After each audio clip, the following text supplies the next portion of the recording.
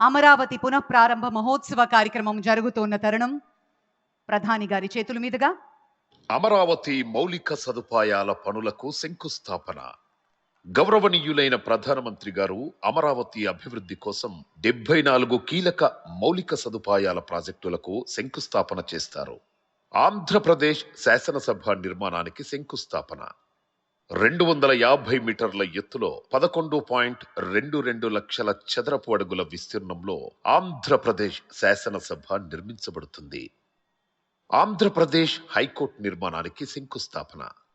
55 మీటర్ల పొడవు 20.32 లక్షల చదరపు అడుగుల విస్తీర్ణంలో హైకోర్టు నిర్మించబడుతుంది. సచివాలయం మరియు హెచ్ఓడి టవర్ల నిర్మాణానికి శంకుస్థాపన. 50 అంతస్తుల సచివాలయం మరియు 42 అంతస్తుల హెచ్ఓడి టవర్లతో పరిపాలనకు కేంద్రంగా నిర్మించబడుతుంది. అమరావతి ట్రంక్ మౌలిక సదుపాయాలకు శంకుస్థాపన.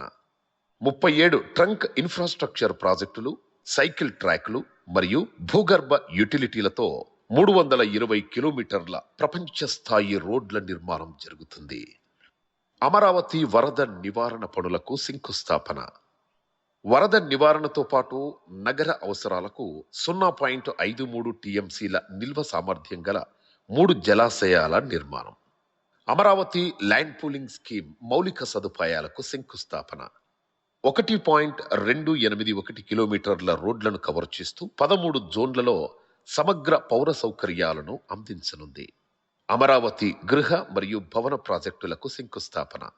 న్యాయమూర్తులు, మంత్రులు మరియు ప్రభుత్వ ఉద్యోగులకు ఉత్తమ ప్రమాణాలతో 10 ప్రాజెక్టుల నిర్మాణం జరుగుతుంది.